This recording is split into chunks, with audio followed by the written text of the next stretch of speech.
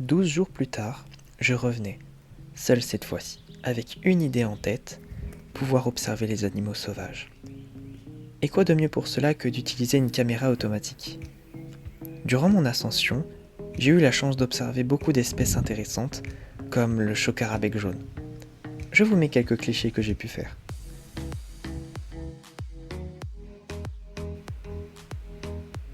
Mais les animaux, ce ne sont pas que les oiseaux et les mammifères. Ce sont aussi les insectes, comme ce papillon ruban fauve qu'on peut observer en mai.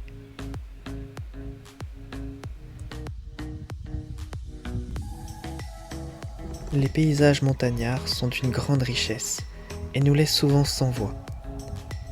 Mais il est tout aussi intéressant d'observer les paysages variés que la flore montagnarde locale. Des dizaines d'espèces plus splendides que les autres arpentent le sol. Elles offrent un spectacle à couper le souffle à celui ou celle qui prend le temps de s'arrêter pour les contempler. C'est aussi en s'arrêtant qu'on peut faire de magnifiques découvertes. Pour preuve, en m'arrêtant devant ces gentianes des Alpes, j'ai pu trouver des plumes de chocar à bec jaune qui viendront compléter ma collection.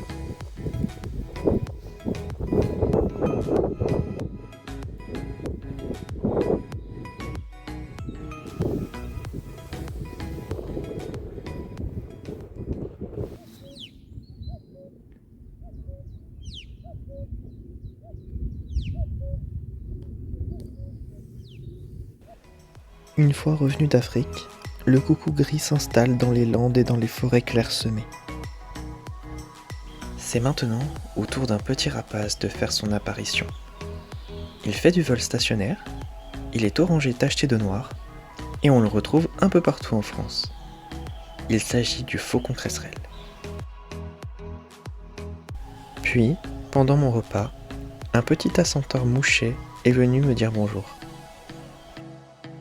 Allez, cette fois on est parti, on va placer la caméra. Après avoir trouvé et suivi un chemin emprunté par des animaux sauvages, je suis tombé sur un sol jonché de crottes de chamois. Ouais. Ça, c'est cool. L'endroit paraît parfait pour filmer du passage.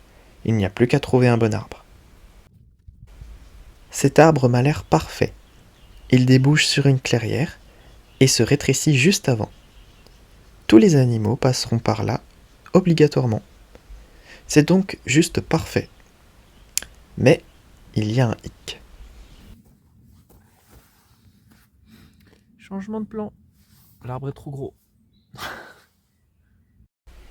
La sangle et l'antivol que j'ai n'étant pas assez long pour faire le tour de l'arbre, je vais donc devoir chercher un autre arbre, le plus près possible de cet endroit, mais à la bonne taille cette fois-ci.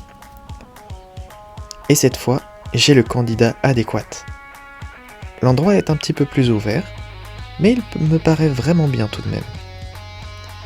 Je commence à installer la caméra en direction du passage d'animaux, mais je suis coupé dans mon élan par un couple de coucous gris juste au-dessus de moi.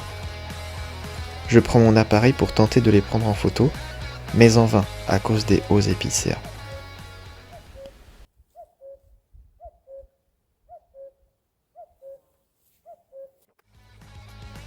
Plus qu'à mettre l'antivol et à déclencher la caméra, et je suis parti. En la laissant sur place à des kilomètres de chez moi, je me pose des questions. La caméra sera-t-elle toujours là quand je reviendrai ? Est-ce que la batterie ne va pas se décharger ? Quels animaux passeront devant ? J'oscillais entre peur et excitation. Mais pour avoir les réponses à toutes mes questions, je suis obligé de faire preuve de patience, car ce n'est qu'un mois plus tard que j'irai la récupérer. D'ailleurs, j'y retourne avec mes deux amis qui sont venus avec moi au début de cette vidéo. Durant notre ascension, nous avons pu voir de magnifiques paysages et quelques animaux intéressants. Hop, vautour fauve les amis, vautour fauve, tout seul.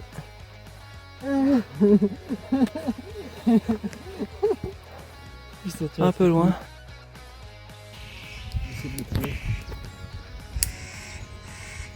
Et dans l'arbre là-bas. Il est où ton casse-noix là? Là-haut, dans l'arbre. Il est où ton casse-pied? Dès qu'il s'envole, on va le voir.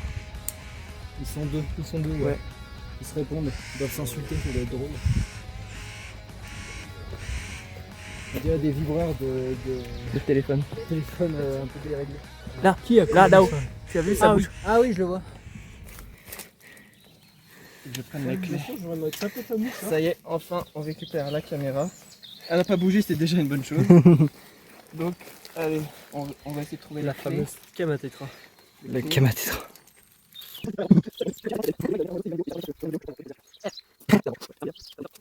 Voilà. Hop, j'avais mis une panne de pain derrière. C'est bon. Ah, pour le stabiliser. Ouais. Stabilisé. Combien de temps après du coup? Plus d'un mois. Plus d'un mois sur le site. Hop. Alors, nous avons la boîte. Le sanglier, l'arbre à sangle. C'est ma blague ça, il me l'a volé. Ah si, ils sont là. 21 prises. C'est tout? Ouais.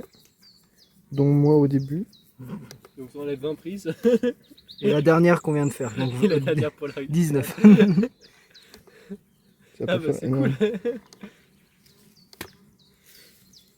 Oh, Il y a Un des tétra? animaux? il y a des animaux.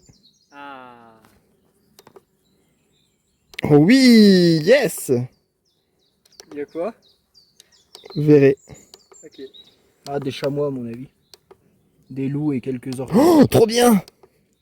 Des écureuils. Bon, on va pas se spoil. Il y a un loup ou pas? J'ai pas vu pour le moment. Mais il y a des animaux sympas. D'accord. J'imagine. Sans plus attendre, découvrons ce que la caméra a à nous offrir. Et je vous préviens de suite, je suis super content des prises que vous allez voir, notamment une en particulier. Je vous laisse découvrir. On commence avec le premier animal qui est passé devant la caméra. Il passe assez vite. Il s'agit d'un sanglier. Quelques secondes après, un deuxième le suit.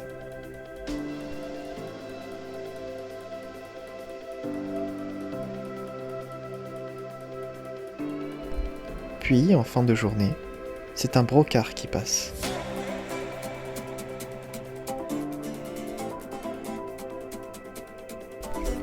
Neuf jours plus tard, c'est notre premier chamois qui fait son apparition. Deux autres le suivront à des jours différents. Il est intéressant de noter que pour ces animaux, nous avions déjà trouvé des traces, des empreintes et des crottes tout au long de notre séjour ici. Les prises vidéo ne viennent que confirmer nos théories quant à la présence de ces animaux. Et enfin, j'ai été extrêmement surpris par cette prise et tellement content. Notre premier tétralyre capturé en vidéo. Un joli mâle. Cette prise vidéo ne fait aucun doute, nous sommes au bon endroit.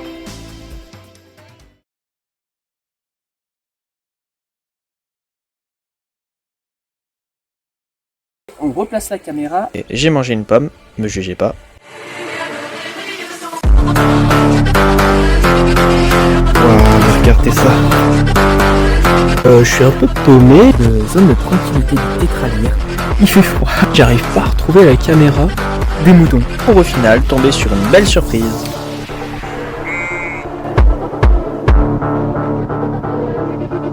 C'est dingue.